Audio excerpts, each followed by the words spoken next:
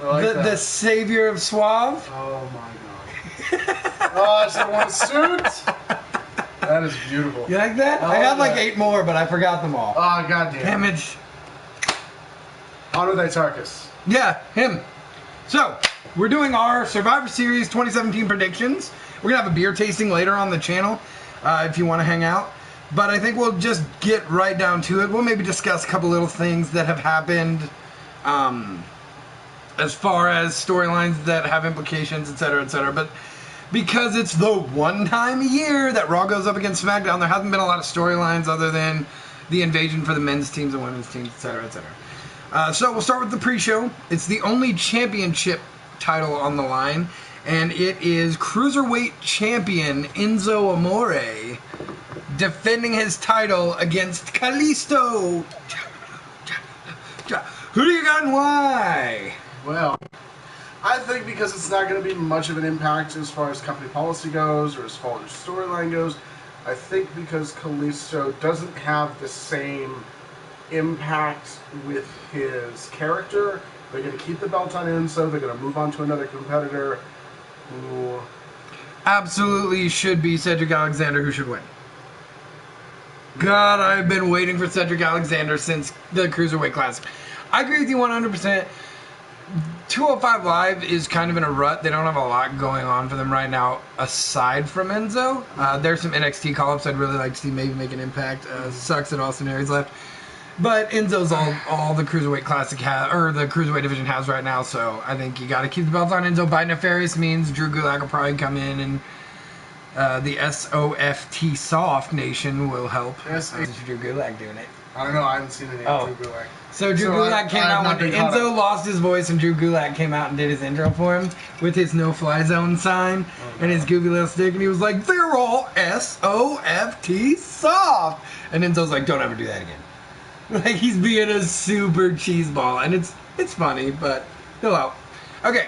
I'm hoping not for Cedric Alexander. I'm hoping we finally see Mustafa Ali. Mustafa Ali, and they're giving him a good little push too. So I'm hoping that's the next competitor for Enzo. I like Mustafa. I do. Cedric Alexander, please. Cedric's put in a lot of work, but branding. It's all about branding. It is. I guess they're both serviceable champions. They need some new life. Regardless. Yeah. Okay. Let's go ahead. Intercontinental Champion The Miz versus United States Champion the Lone Wolf Baron Corbin. Who do you got and why?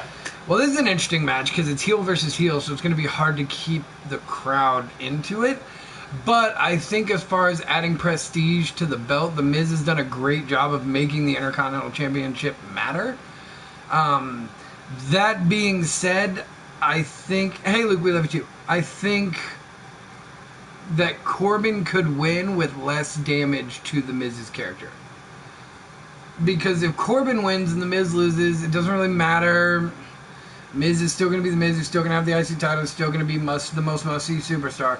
Corbin, on the other hand, he lost the Money in the Bank briefcase. Like, he has been getting absolutely shit on.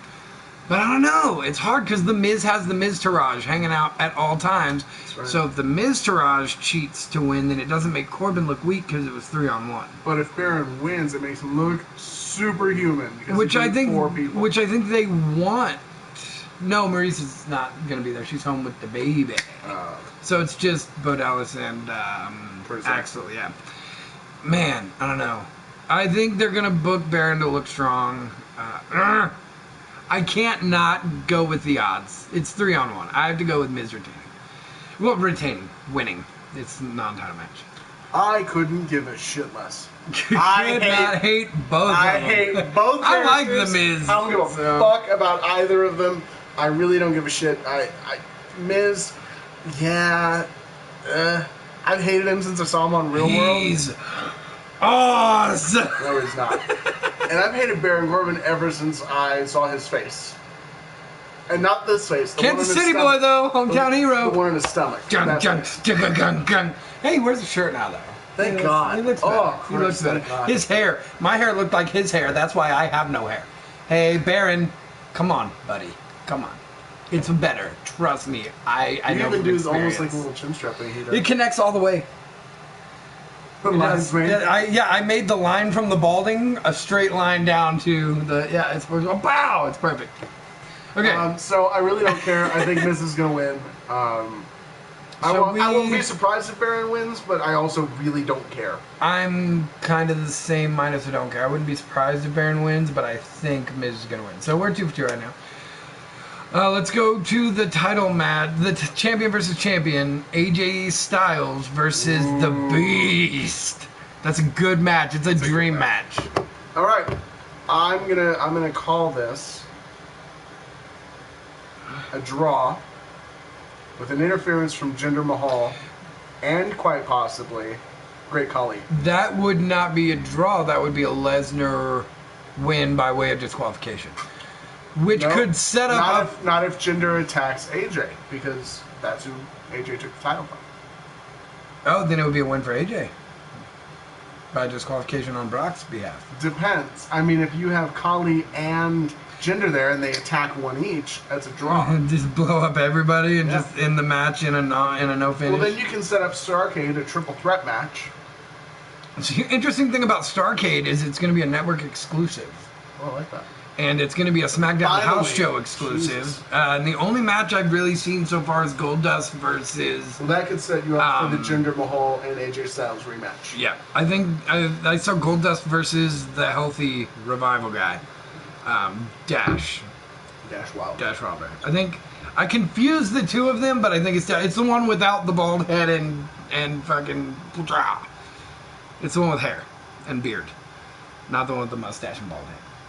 That's two. Mustache and bald head is Dash Wilder. Is it? I think so. No, I think it's Scott Dawson because I always thought it was. Dash there you Wilder go, too. Scott Dawson. Couldn't remember his other name. Yeah, but there you Scott go. Dawson, yeah. Okay, either way, I love the fucking Revival, by the way. Their names don't matter, just like the Four Horsemen. It didn't fucking matter. You know they were going to be dope. Not my favorite tag team, but goddamn, they're close. Okay, the 3-on-3 match, which is the one I'm looking second most forward to. The Shield versus the New Day. Shield. They lost their tag titles, right? Uh-huh. They are going to be pissed and out for blood. Roman Reigns made his return. I didn't see it. I think it's like the Raw before. He didn't do anything. They just beat up Shane. It was during the Raw's invasion to SmackDown. Yeah. I think that's what's going to happen. I think I'm gonna put that on Shield. Yeah, I think the Shield wins here because it's their... What you didn't tell about who did you want to win your championship match? I think... I also think that Jinder will interfere against AJ. So we're in the same boat there. As far as the 3-on-3 goes, the New Day can lose all the time because it doesn't matter. They're goofy and fun-loving, and even when they lost the tag titles, they came out the next week and skipped and clapped, and New Day, yes it is, and nobody gave a shit. Like, hey, New Day rocks. They're a goofy, fun stable, so it doesn't hurt them to lose because they're not booked as like a power stable. But the Shield losing would be akin to Braun Strowman or Brock Lesnar losing. You're taking down a powerhouse, which is a big deal. And they have, unfortunately, due to illness, had to hold back on... Roman Reigns. On the Shield reunion. So I think this is really the time for them to shine. So I think that you're looking at a Shield win.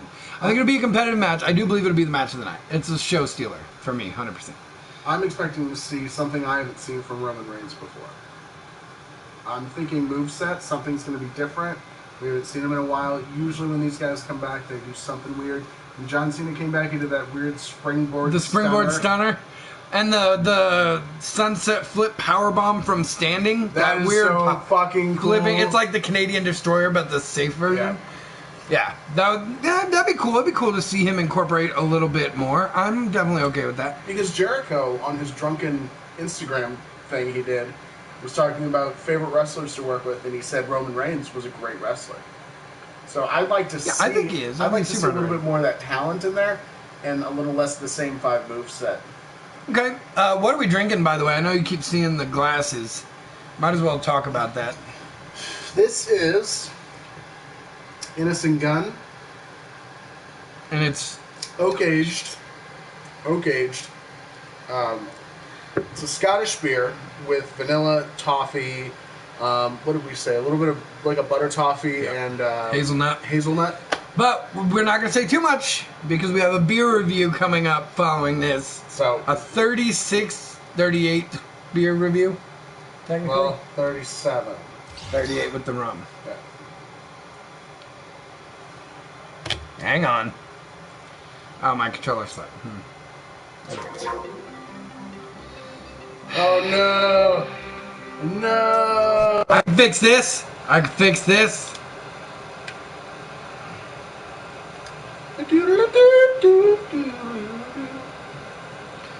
Oh, it can still hear us. I'm trying to set my controller to where it doesn't turn off. I can't find it. Here you go. Do not turn off. Okay, I'm fixed it. Okay. Well, now all of your second screen settings look crap. It's alright, we got it. Alright. Man, killing me, Smalls. Technical difficulties. Technical difficulties. Look at us being all prepared. Anyway, we were talking about the New Day. The New Day had 3 of quite possibly the best matches of the year with the Usos. That's why I'm so excited about that. Because I know what the New Day is capable of, and the Shield, when they were doing the whole Blutista thing, like, it's super fun. Those guys are awesome. But speaking of the Usos, transition, look at that segue. They have a match, the Tag Champ versus Tag Champ match. I hate that damn song. So yeah, the Usos versus the Bar. Okay. In a it's a champions versus champions. Obviously, not cross-brand. So you take care of that. Usos versus the Bar. So, I like Sheamus and Cesaro. I think that they should have gotten much stronger singles competitor pushes. However, the marketing for them, doing the cross-marketing between the Switzerland and Ireland thing, I think it's a great concept. I think it can be refined a little bit more. They're both wearing kilts. It's like, I see where you're going with it, but clean it up a little bit. I like the Bar from a standpoint of being brawlers, being Smash Mouth. Yeah, I like, which is total opposite from the Usos, which started off as a high-flying team and became a dirty high-flying team because now they're bad guys. But I don't know, this is a very interesting... It's another kind of heel versus heel. Yeah, it's more like a neutral versus heel. Yeah, I don't know. I get the Bar because if the Bar loses, people will be more surprised than if the Usos lose because it's power against high flying. You know what? Then I'm going to put the one on the Usos because we gotta have differing opinions at some point. You know, WWE's got to pull the swerve on somebody. Poor bastards. Okay, I'm still trying to fix the technical. This thing is being so dumb.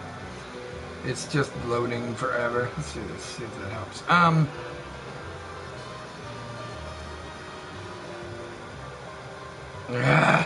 This is so dumb. Sorry, his face is being blocked. Okay. Now we have the women's and I need to pull that up. Second screen's being done.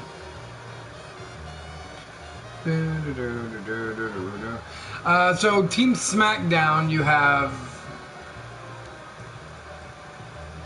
Becky and Carmella, Tamina, Naomi, and they haven't announced the fifth yet. There's one that's TBA. They're gonna do it tonight. Okay. The fifth has to be a returning superstar. Finish Friday, dude. Or tomorrow, sorry. Yeah. It's got to be a returning superstar. What if it's like Trish or some shit or Lita? Wouldn't that be dope? Mickie James, but she's on Raw. It doesn't really matter. She could switch. Alicia Fox, Nia Jax, Sasha Banks, Bayley, and Asuka's gonna kill you. How do you Raw? They have Nia and Asuka. How? Period. You know what? Period. Hold on though. Can you imagine this? Now, someone gives Asuka her first loss. She loses her shit and destroys everybody in the ring except Nia Jax. Well- then you have a feud. Well, what they normally do in this situation, like when Rusev was undefeated, is like they'll have somebody throw Asuka out of the ring and she'll lose by count out or something, where she hasn't technically lost yet. But I think that the sole survivors will be Asuka and Nia, and that will set up their feud. They're on the same team, dude. Yeah, they will be the last two left at the end. After SmackDown's totally gone, the sole survivors will be Nia and Asuka. Can't. It's a 5-on-5 elimination. I know, but you can have multiple people left on the Raw team. Like, after SmackDown So will you're calling it a Raw win Yes. with 2 people left. With 2 people left on the Raw and side. those 2 people get into a feud. Yes, because now they're looking Okay. at, we were both left, who's the more powerful one? Because clearly Nia and Asuka are the 2 powerhouses. So that's what I think sets up that feud, although it's all... Was Natalya on SmackDown? Yes, she just lost the title. I think Natalya would be the one to come in, because then you have Natalya. Yeah, you could add Natalya because she's no longer champion. That's another match. You have Alexa Bliss. Well, okay, sorry. So we got our picks. I'm gonna just to break away from you. I'm gonna go with SmackDown. I'm gonna go with SmackDown win. I have nothing to play on. I have no storyline to play on further from there. But I think that whoever that TBA is, I think that's gonna be the real catalyst. Okay. I agree, which is kind of why I would want to tilt it in SmackDown's favor, but I just can't not. See an Asuka versus Nia Jax feud. I can't vote against Nia and Asuka. Okay, now you Oh, have can you imagine Awesome Kong? Karma coming back. That's Oh. if Karma comes back, all bets are off. Dude, fucking SmackDown. Yeah, so now if Karma comes back, SmackDown. Okay, so now you have the women's champion versus champion, which is Alexa Alexa Bliss Bliss and versus Charlotte. Charlotte. Hands down. Charlotte is the queen of pay-per-views. She's like 114-1 or some shit like that. I think to set up Starrcade, we're gonna have Natalya come out and beat the shit out of Charlotte. If she's not in that 5-on-5 SmackDown. match. That would make sense for Natalya to interfere. I do that a lot. I And have it a is- lot of interferences that go on in my predictions. Like Jinder Mahal's coming back. Natalya's Natalya's coming in. Yeah. Doink the Clown's coming out of the grave to elbow somebody. Right, yeah. That could work because it's a SmackDown. Starcade's a SmackDown pay-per-view, and they're both SmackDown superstars. and that would also set her up for her rematch. It would. So that's what I'm going with. I'm going with a disqualification to Charlotte from Natalya. When Charlotte wins. Or Natalya comes out for the distraction. Alexa Bliss picks up a dirty win, That is also a which very keeps real her character possibility. intact. And Charlotte loses, making her not look weak. But now they have a feud to go off for Starrcade. So Well, they don't need to have a reason for a feud because of their last names, though. They're Flair. It's Flair versus Hart. we've done that before, man. They're still doing it. Every time they wrestle, they do it. And I never get tired of it because fuck the Flairs. Go Hearts. Go Hearts. Let's see. Now we're down to the men's. I guess we're just going to talk over this goofy because my AR studio won't load. Which is fun. You have to reset your phone. I can try that. So just making sure we got everything. Yep. Nah, it's We the did- men's and we 5-on-5. did- Yep, we did Brock and AJ. All right, so Team Raw: Kurt Angle, Braun Strowman, Samoa Joe, Finn Balor, and Triple H versus Shane McMahon, Randy Orton, Shinsuke Nakamura, Bobby Roode, and John Cena. Holy shit, that's a lot of man in the ring. Randy Orton is the youngest guy on Team SmackDown. Oh, that's At sad. 37 years. Oh, Christ. Oh, yeah. Shinsuke is 2 months 36. older. Yeah, he was. He's 2 months older. He's 37. And then everybody else, Rude and Cena are 40. Yeah, And- but Cena looks like he did 10 years ago. Yeah, so does Bobby Roode. He doesn't look 40. And then Shane's like 46 or some shit. It's a bunch of old dudes, but Shane's a spot monkey, so that's fine. He jumped off a goddamn hill. He's gonna jump off something big, and he's probably gonna miss and explode into a million pieces. Raw. SmackDown. One word. Braun! Well, but Yeah, but here's the deal. one word. Super Cena. That is one word. There's a fucking Survivor line. Series in, was it 14, my favorite one of all time. He took a KO punch from Big Show and was out. Who? Cena. Yeah. Here's the one thing that makes me lean towards Braun's hand's not as big as Big Show's. The one thing that leads me towards Team SmackDown is Jason Jordan getting kicked off the team and pedigreed by Triple H in front of Angle. I think Triple H... So now you have an interference call coming from Jason Jordan. No, I don't know about an interference. I think he's going to heel turn and interfere. Triple H and Angle are going to turn on each other at some point. I think so. And Braun is strong, but Braun's not beat up Cena and Orton strong. I mean, He might be fucking... that guy's fucking gigantic.